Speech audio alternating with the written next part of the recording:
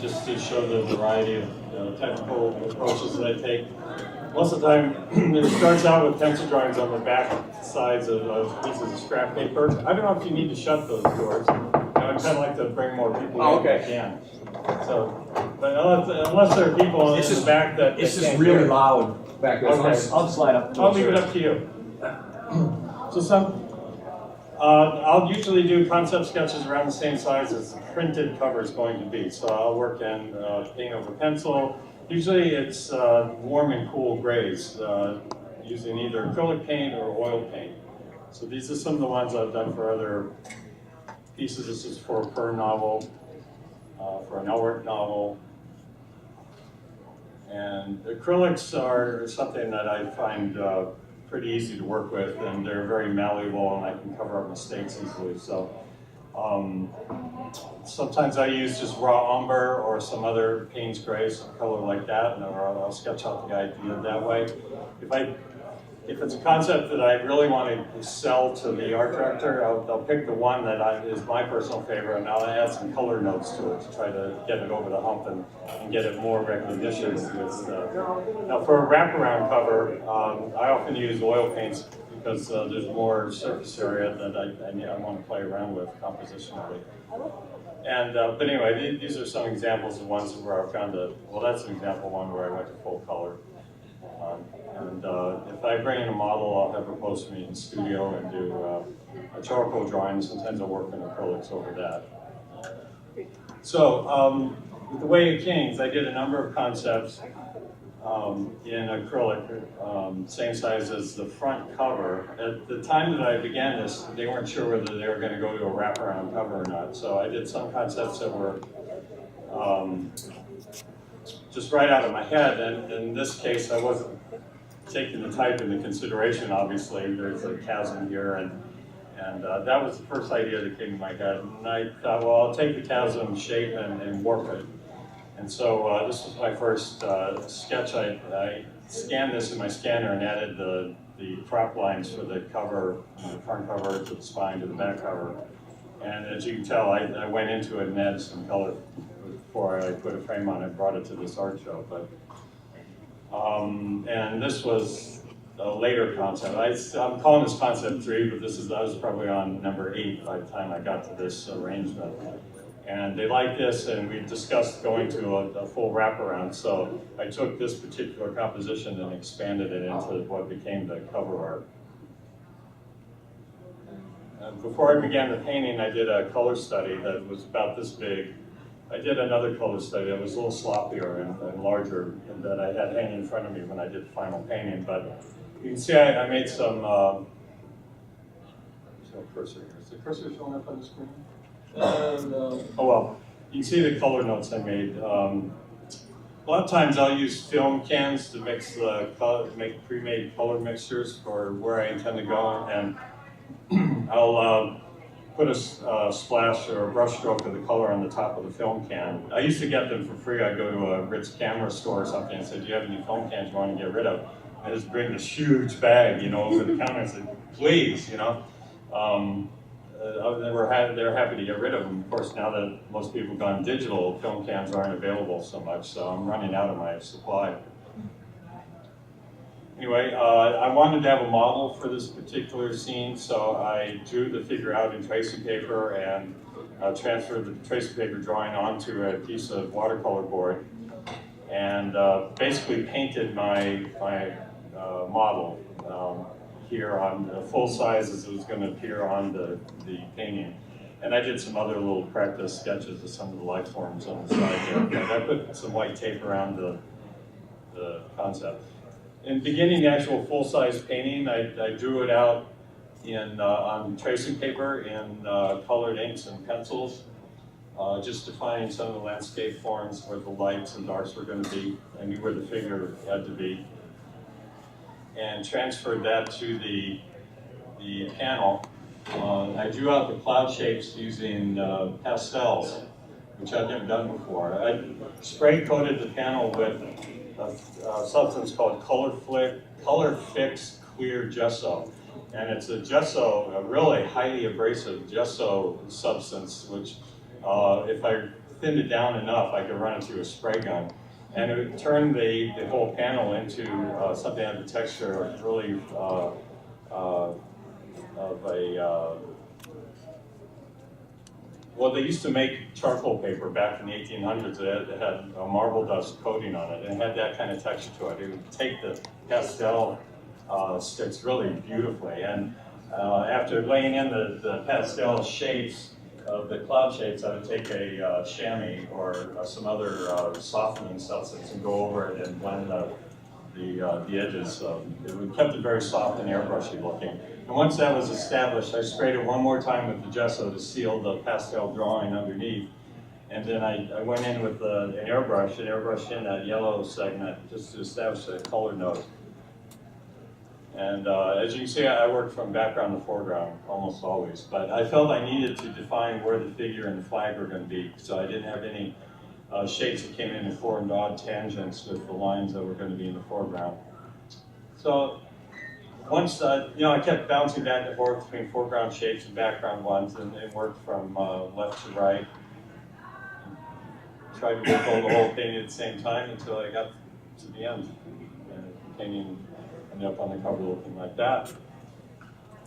And I think, oh no, this is one of my gallery paintings. I'm not going to go into that, but well, I can do it really fast. You can see, I work with general shapes, and it starts very rough and splotchy, and it just gradually comes into focus as I go back from the foreground to the background, and things get more and more defined until I get sick of working on these nitpicky details, and then I call the painting done, and that's it.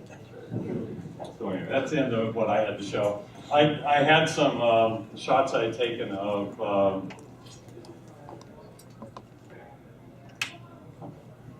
the Memory of Light cover, and I thought they were in this segment, but they don't seem to be. Where are they? Let's go back. Can you look so?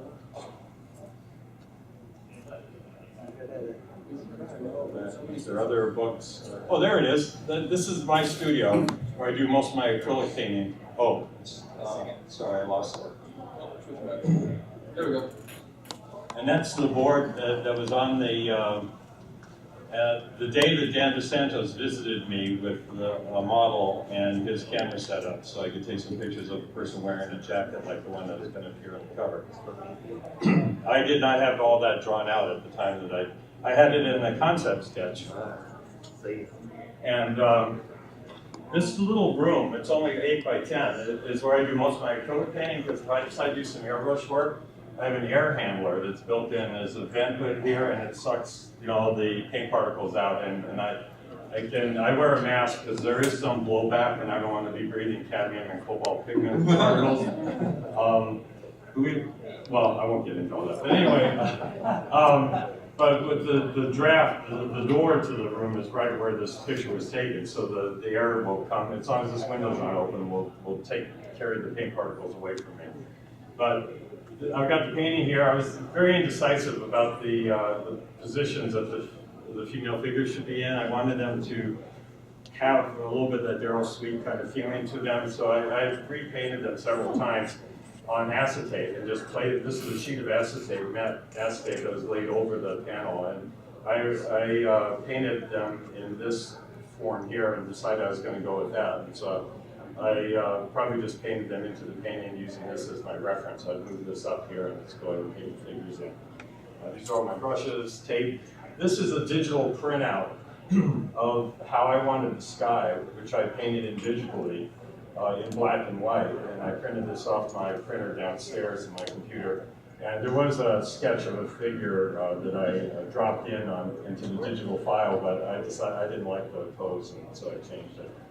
And here's that color sketch, the larger color sketch I was talking about, which I just taped to the bottom of the window, and I had it to refer to as their work in the background. Do you often take photographs of your models, or do you usually paint them or illustrate them? Well, I only use models in about 2 out of every 5 paintings.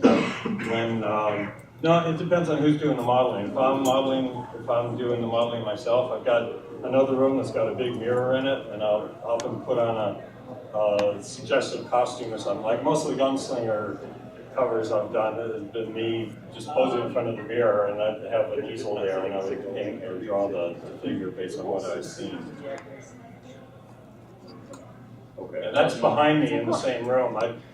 I've got at one point in the late 70s, I decided mixing acrylics was how I was ruining my brushes, because I never used tube acrylics, I only used the liquid kind, because the tube acrylics I find to be too thick and dry too fast. And the fluid acrylics, to simplify the mixing process, I created a bunch of custom mixes of different colors, and I keep them in this array behind me. And I'm always turning around behind me and pulling bottles off the shelf to mix colors as I'm painting. What are the So bottles? we saw that already. Are they just They're general 4-ounce bottles? polypropylene bottles. I contacted the Golden Paint Company and asked them who their supplier was for the bottles that they sold their paint in.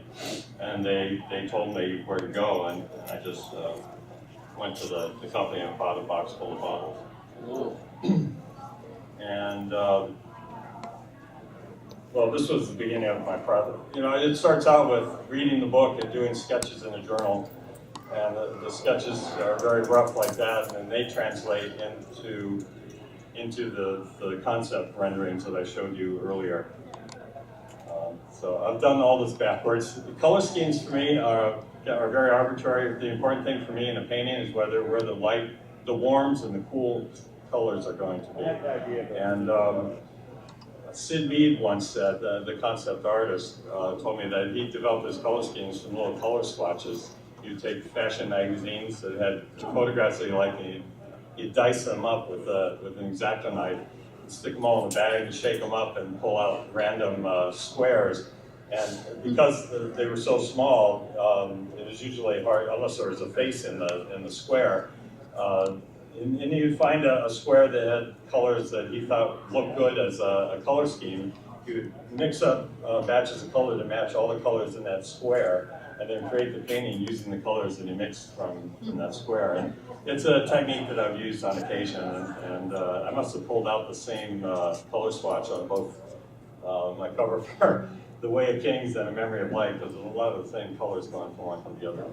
My acrylic colors I mix in little palettes, and I keep them in Tupperware containers. And except for the earth colors, which will mold after about a couple of weeks and get funky, just, if I stick them in the fridge or something, I keep a palette of colors wet and workable for weeks upon weeks upon weeks at a time. So it's very economical that way.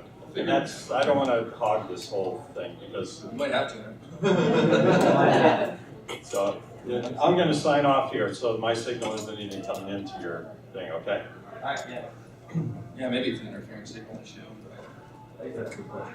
Yeah. The color that suggests how you said you use, does that have consistency once it's on the board of like white wash and stuff? No, well, it's semi-transparent. Oh, okay. There's no, because there's a flatting agent in it, it's going to create a little bit of a haze, but you basically can see the drawings through it without any trouble, so it's great stuff. Can I have it back? Or will can we have the long cable still? Or? Yeah, I think what happened is that this signal was getting priority. I hope. It was a great advantage for me as an illustrator for The Way of Kings to have all Ben's concept work to draw upon as a resource. And I didn't utilize it as much as I intend to on the cover for the sequel, but Ben's realizations of the life forms. No? On the I will sit on the floor over there. You wonderful, won't even see my and face when you talk about what I'm doing. it saved me weeks of work. Come on. That is a loose plug. No? All right. I've never had No. a situation where I don't gotta sit up here and you guys can hear me plenty fine, trust me. I have a voice that carries. Yeah, I can sit in the chair. It's on the floor, but you know. Ben, can you sit over on the side? So Sure.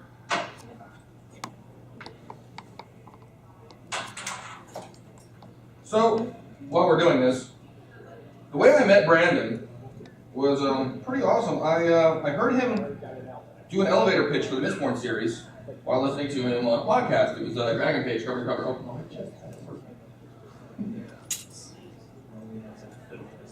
No, we had to mess with it. And so, what had happened is, there we go. Yay! Keep it in slideshow, because otherwise it's not. Oh, cool. Okay, so I can't go back to. No. Oh, that's gonna be fun. Yeah. Oh, I see. It's gotta be in slideshow. Oh, sure. Let's start trying. Yeah. But then I can't. That's the thing. Yeah, you don't. It's gonna be interesting, folks. Especially since these aren't in a chronological order, so it's gonna turn kind of back and forth. Okay, I can get this back. Wait. Yeah, keep talking. Do this thing and I'm gonna let these just sort of play for a moment. What you're looking at right now are preliminary sketches for the Axehound series. They started off. Wow, these go fast too. They started off very differently from what we ended up with in the final draft, but you can see how we slowly, over a period of time, went back and forth with various ideas until we managed to get the right idea for that one goes way earlier. Get the idea for what we ended up using as the final Axehound design. The trick with the Axehound specifically was that Brandon wanted it to be cute when it was small, and at the same time, it's very much related to sort of lobsters and big predatory animals, so that was challenging. That is also slightly skewed. Things are a little skewed, but you're seeing a lot of preliminary stuff. I'm just not even going to be able to follow it too closely. As I was saying before, what had happened is I produced a little bit of fan art for Mistborn, basically, and I put it up on his forums, just as anybody who could do, but I had the advantage of being a professional illustrator. When Brandon saw the work I had done, he said, ooh, you think we could actually keep one into the other? No, into the other way. No, keep going. Okay. He saw the piece I had done for the Mistborn adventure, and what he did is he contacted me. He said, "Look, I'm doing a pitch for a book, and we want it to be very heavily illustrated. And to help with the pitch at Tor, I want to produce some preliminary illustrations, which I was privileged enough to do." Are you gonna try to finish? I can talk about it. Yeah. And that's when we got started with the early way of king pitches, which I will show you again when we transfer a few of these. Just transfer the folder called the kings.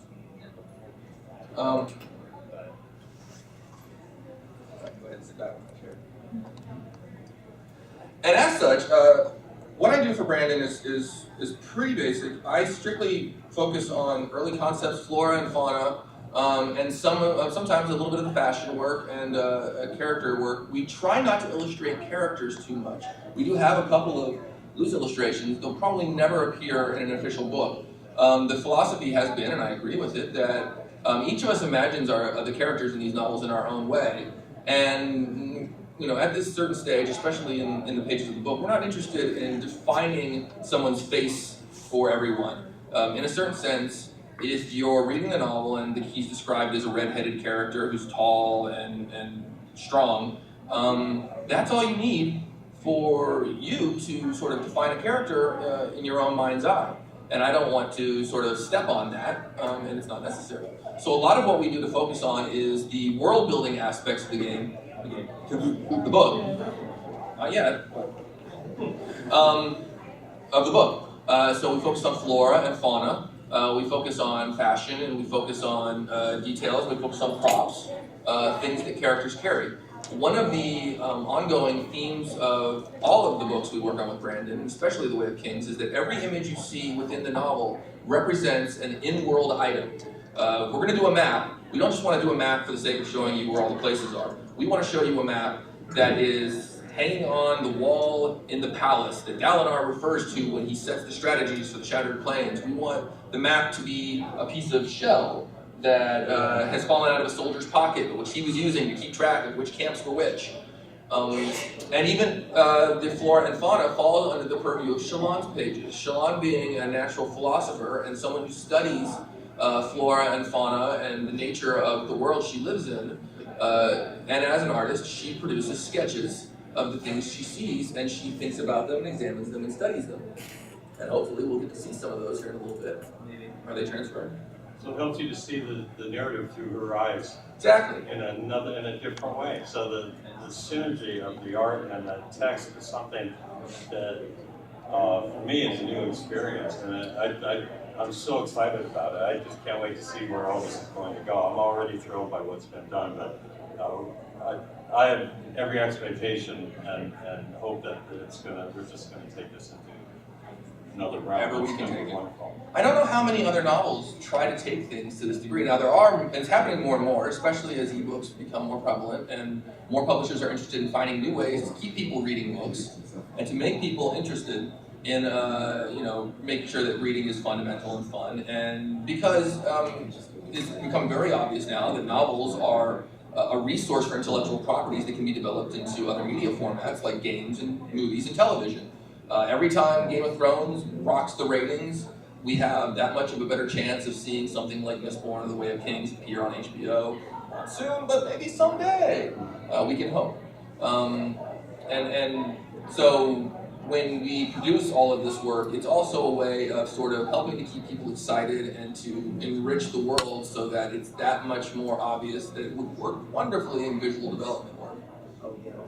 Isaac, you want to talk a little bit about what you were doing with the symbols, the maps? I don't know, you didn't bring anything to show that you I've got some of it.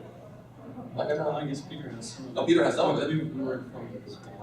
It's okay, we were also really hoping this was going to just be plug and play. It would be nice, wouldn't it? It would be. Can you control how fast that slideshow goes? I'm looking at it. That thing was just like. I can talk fast, but I can't talk that fast. I don't know what to do talk that fast because I can't really explain what the hell I'm talking about when I'm talking that fast. So I know that, for instance, when you were doing the ornaments for the top, but there's a lot of secrets that you have hidden in your. You have way more secrets hidden in your illustrations than I have in mine. His are the ones that have the secrets. We'll deny that. Well, let's talk about maybe just for a minute, since he's mentioned it, the symbol in front of the Way of Kings there. Underneath the jacket, there is a symbol of I'm calling those the sword glyphs. But it's basically a glyph. If you look right underneath the cover, embossed on the front, right there, is what I call the sword glyph. We have the smaller glyphs that are on the end pages. This one is for the Windrunners. It's on this book. Hopefully we'll be able to do these on another book. The second book will have maybe, hopefully, knock on wood, match the color scheme of each of the symbols. So hopefully the second book will have underneath it will be a red hard case embossed with the sword glyph of the second in that order going around. Now, one thing you may not know is that the sword glyphs themselves are a writing system. So there are sounds hidden in those glyphs. Just like we've hidden other things like the Navani sketchbook pages, we had the whole weird writing that was decoded, things like that. If you hadn't learned that yeah, the Fabrial illustrations, that's not just squiggles all over the place, that's writing. It hasn't been decoded, there's language there. You can find that online, somebody decoded that. I'm not very loquacious. But if we do have time for questions, we'll at the end I'd be happy to answer anything about the symbols. How's the time delay you have set this? Like 20 seconds? Okay. So a lot of what you're seeing right now, again, we're going back to the early sketches of the Axon. It was one of the first things that we really developed in depth. We only showed a few creatures within the pages of the book. We mostly focused on the sky eels, the chull, and the axon. And the axons don't play a deep role in the book yet, but they will at some point in the future, so they were important to get well and early on. They are effectively the domesticated hounds of the world. People have pet axe hounds, they have hunting axe hounds. If you meet a wild axe hound in the wild. And originally the idea was to sort of start with something, everything in the world of Roshar is based on, originally we're talking about crustaceans and arthropods.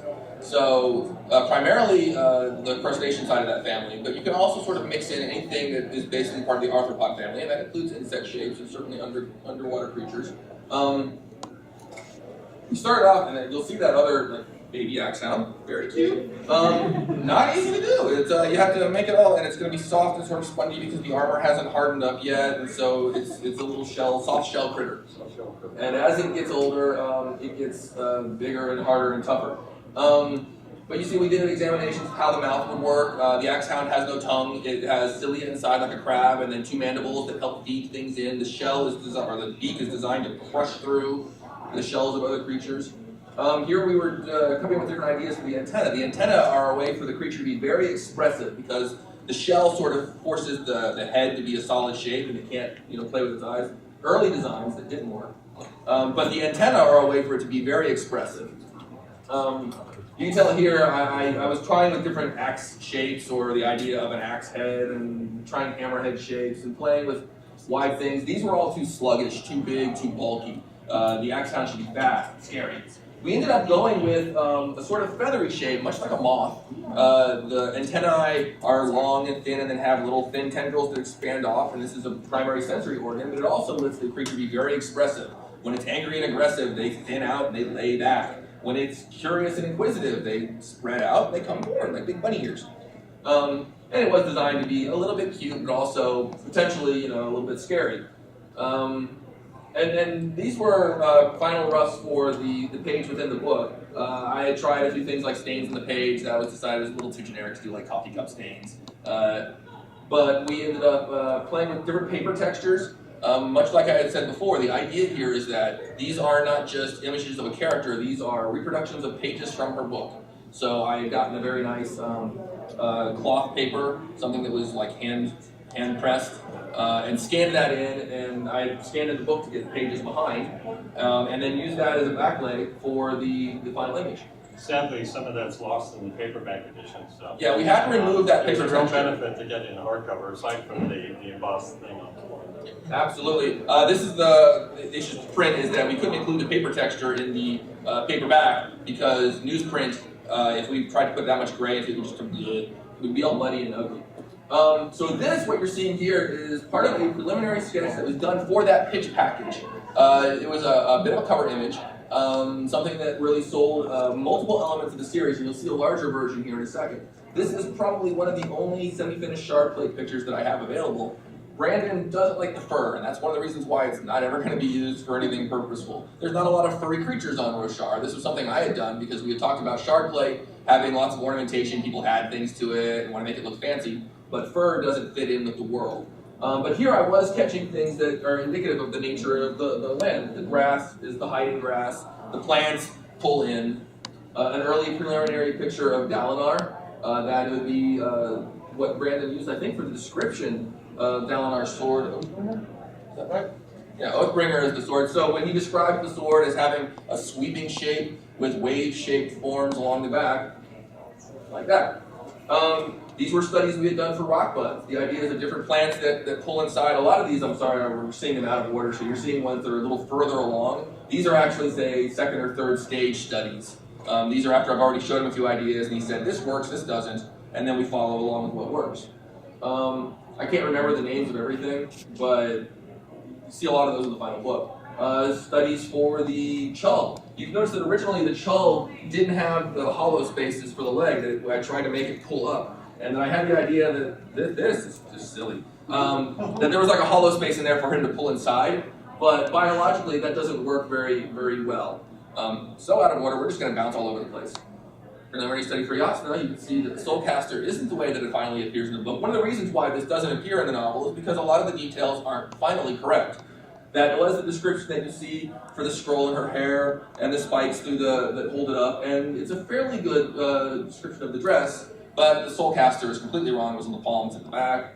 The shattered planes. One of the things that Brandon had described for me was that we were going to go with coral as a basis for a lot of things. I had looked at brain coral, and I got the idea that brain coral could be lots of fun if it was as big as a thing. I'm not I'm seeing this because I've got a sketch very similar to that in my sketchbook. It wasn't until that I delivered that to Brandon that he said, I have this place called the Shattered Plains in another book. And I wasn't going to use it, but now I totally am. And it's not accurate to the planes, because you'll notice everything's very thin and wavy and all the shapes are very much mirrored. But we use that as a preliminary idea, and it's still a good idea for the chasms, that they should be thin and dark and full of water. Early ideas for shark plates, some of these work well, some of these don't. This is a little too sturdy. This is pretty good, but too many little bolt things around. Also ideas for shark blades again. Some of these, again, work, some of them don't. The one on the end is possibly a little too fancy. Some of them are better than others. Spren designs. Originally when I had the description of Spren, I started looking at various bits of Japanese mythology. Those of you who are familiar with Shinto religion and the idea that everything has a spirit probably recognize something in the way that Spren are attached to the spiritual nature of everything that is around them. So I started playing with different figures and shapes.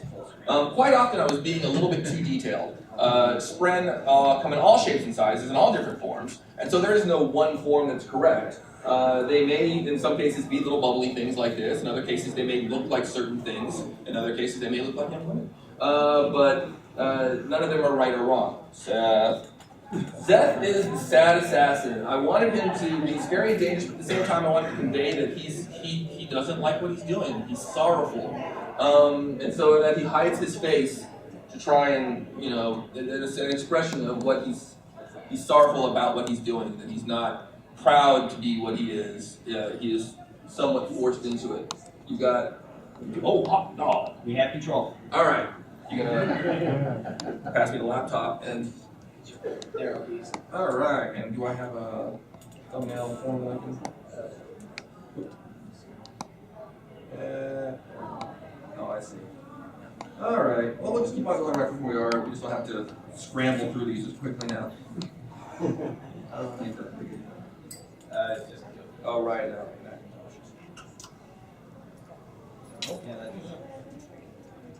that's all right. Just keep going.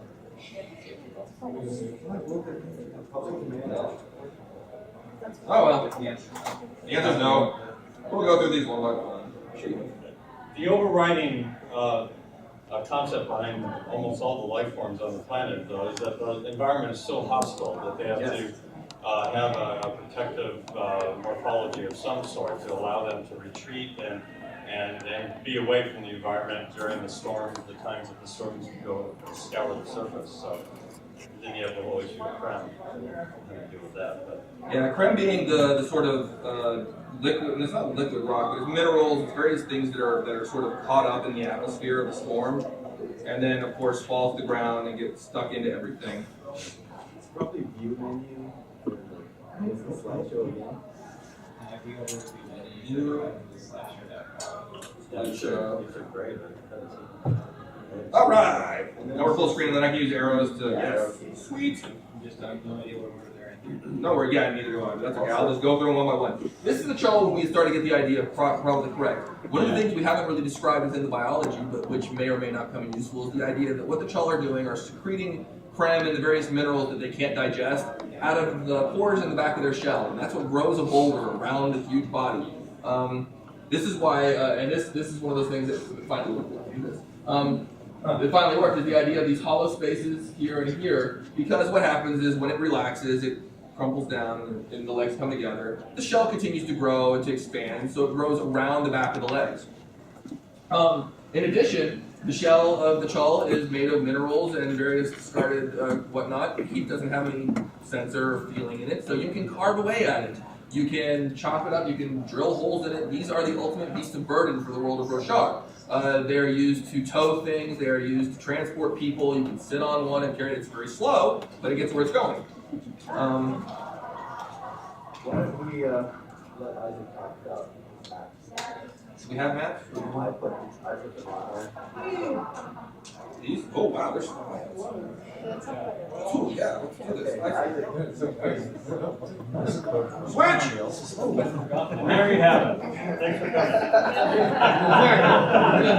Get your butt over here and sit down. Okay. All kinds of cool stuff. Ooh, don't mess me again, Ryan. You just use the arrow. Yeah. Whoops. So now we're getting witness one. I don't even know why those are in here. I'm using a lot more stuff online than I remember.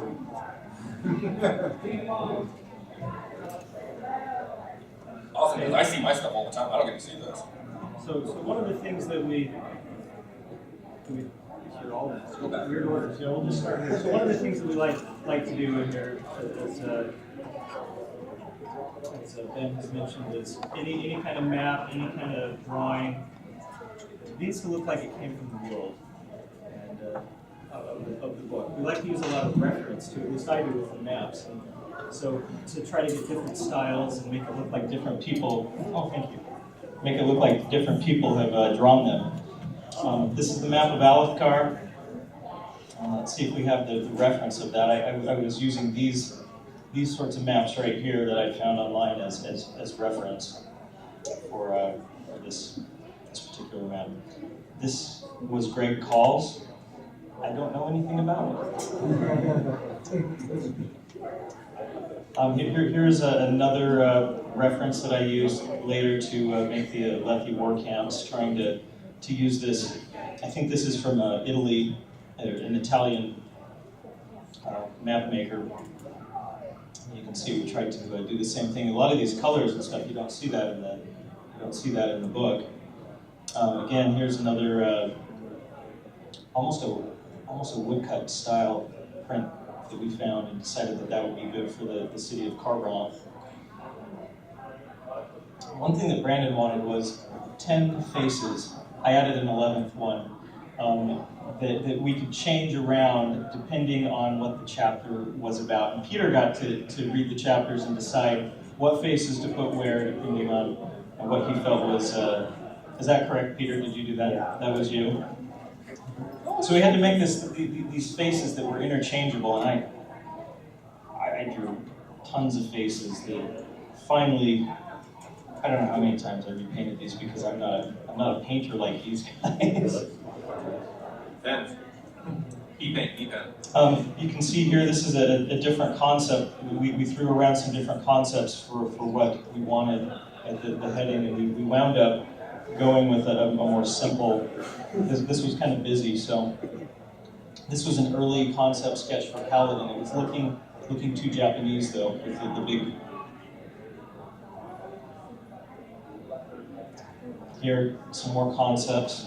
Again, this is what we wound up coming up with. What's that? Yeah. Well, we had to Greek with something. I took a scan of Mistborn and said, well, let's just change the heading and see what it does here. Okay, so we were on really tight deadlines for this project. I have a day job and then I'd go to my night job, which was doing artwork for Brandon. And they really wanted color end pages for The Way of Kings. And they were asking for it. We need to get these, and so we sent this to them, and they all had a heart attack. It wasn't done yet. It was just conceptually, I was throwing things down. But slowly, you can see we'll get into that later. I'm starting to get some color ideas for that.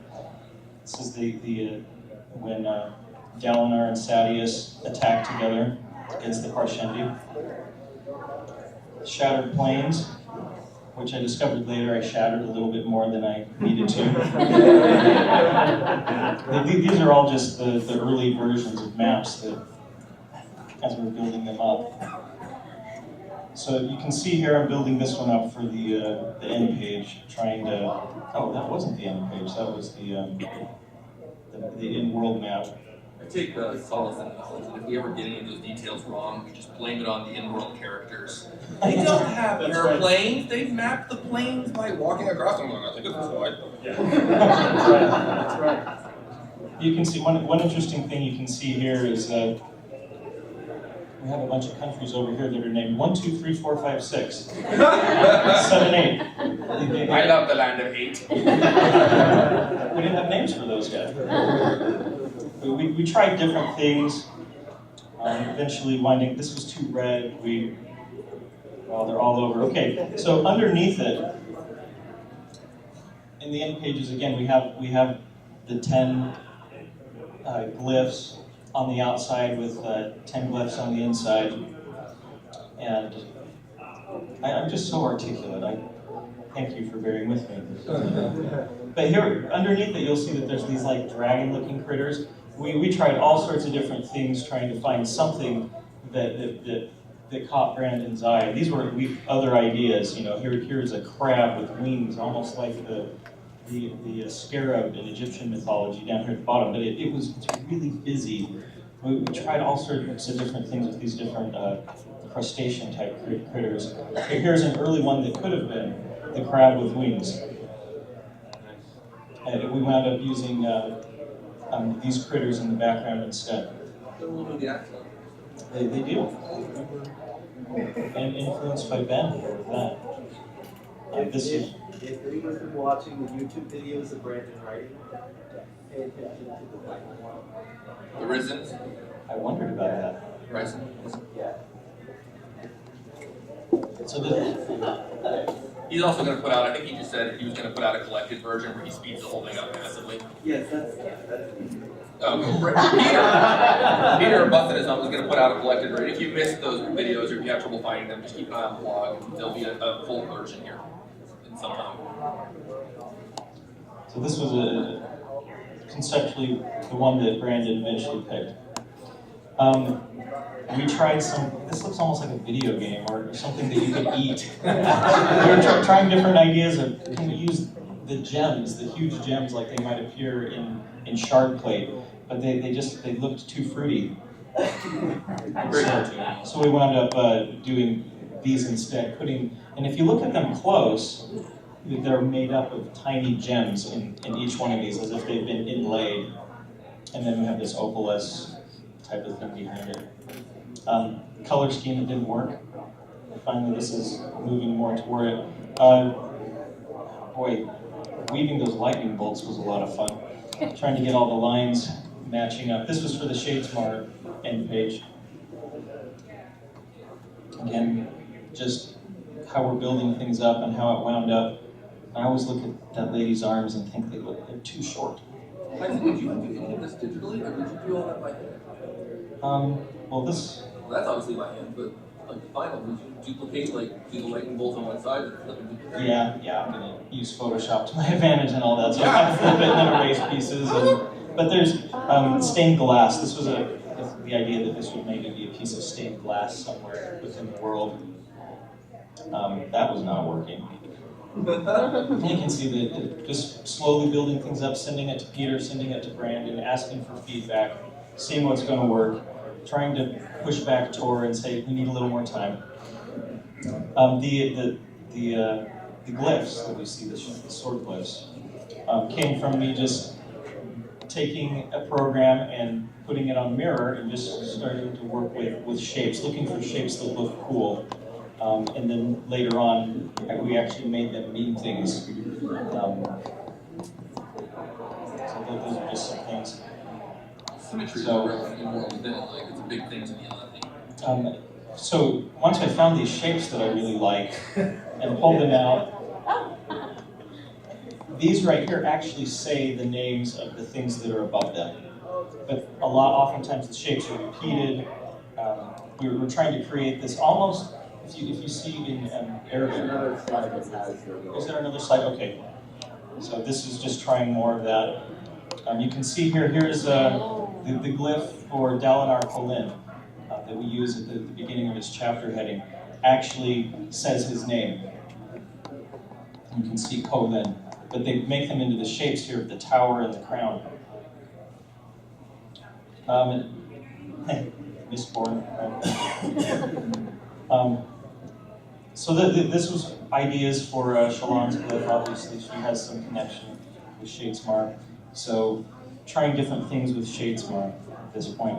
Now, the Zeth glyph was, since Brandon had already seen the Zeth that Ben did, I couldn't break free of that. So any concept that I did for him, he's just like, can you make it more like Ben's? I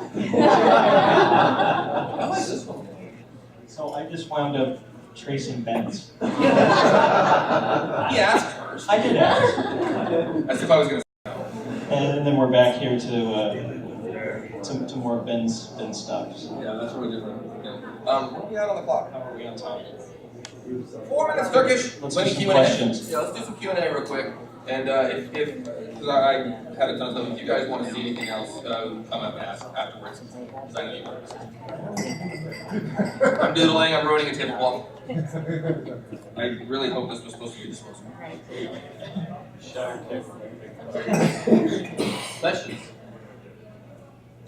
Anybody? Okay, because I can totally keep on going. Well, we're recording, so come up so we can actually get a good sound of it. This is a question for Michael. See, it's already been announced that you're doing the cover for Hordes of Radiance, I believe. Do you have plans for doing the rest of the Stormlight Archive? I'm on board for that, yeah.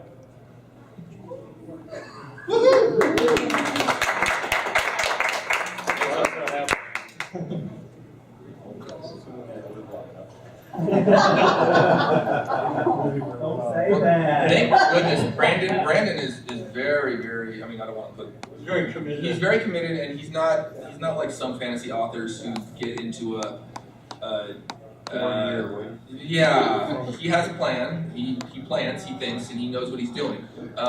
There is an outline, a place where he's going, and I don't think he's likely to write himself into a corner the way some authors will do on their big epics.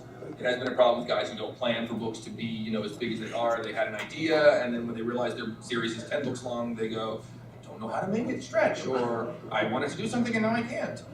Brandon has a plan, and so to that degree, it's much more reassuring to work for him on these projects, knowing that we're not going to go 8 years without a book. If that happens, we'll know why. It won't just be somebody at his blog that doesn't change for a year or 2 or 3. Nobody in particular. So that makes it much more reassuring, especially for those of us who are working on this sort of production art. We're part of the team, and the team has a job to do, and we're all sort of here to support each other and keep each other on the ball. So, you have a question? About the plans you hinted at, does Brandon tell you all his secret he knows, or is he just asking? Well, you have to have this 10 circles in it, or does he hint more? What does he tell you that you can draw your ideas from? Well, okay, so yeah, I mean, Isaac knows way more secrets than I do, but I didn't know that the body translation was a surprise to me. I didn't know that there was going to really? be this much synergy when I walked into this project, and I wish I had known, because I would have referenced Ben's preliminary work much more when I was coming up with Delanor's armor or the sword and the cover, but not having a knowledge of what had been developed earlier at the time. I just ran with what felt right to me, but I already know that I need to be a lot more part of the collaborative process in all the future editions. So I'm looking forward to that. I think it's going to be great. In a larger sense, Brandon tells us some things, and it's why we have to be very careful about participating. Like, I love to participate in forums, and I love to talk on Reddit, and I have to, because there are things we're not supposed to talk about. But most of it is in his head. He doesn't tell us until we need to know, and quite often when we're developing content, like, I know more about flora and fauna than most because he and I have discussions about flora and fauna. I can't tell you what's going to happen to any characters. I don't know the secrets of Shadesmar or the Cosmere and how it relates to it, because it doesn't really, come into my purview. So I don't ask, and he doesn't tell. And frankly, I love reading his books. This is something, I got into this series because I love reading his books. He writes very visually, and he excites me as an artist. So I don't want too much spoilers anyway. I'm reading parts of book 2, but there's questions I have, and I'm like, I'm not even going to ask him. I'm just going to wait and find out what happens. I'm exactly in the same frame of mind. Like, he does things, and I'm like, is that real? Did you really? No, I'm just going to wait. I'll find out. We'll know. And until then, I don't want to be spoiled. I enjoy reading the series as much as any other fan. So, they're just thinking this. You guys see something you have a question for, but this goes back to the idea that we do lots of things that don't fuck. No.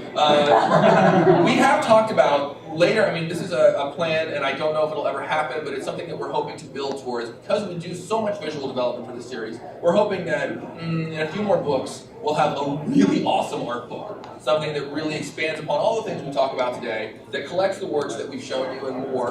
And that, that's something that isn't going to happen soon. We want to have, the first cycle is 5 books. And after that, we're gonna, maybe have time to do that kind of stuff. But in the early parts, we're just gonna sort of keep doing it as we do and keep collecting it as we collect. Hey, the computer died. That's probably convenient. I think we're out of time. Oh, you're out of time?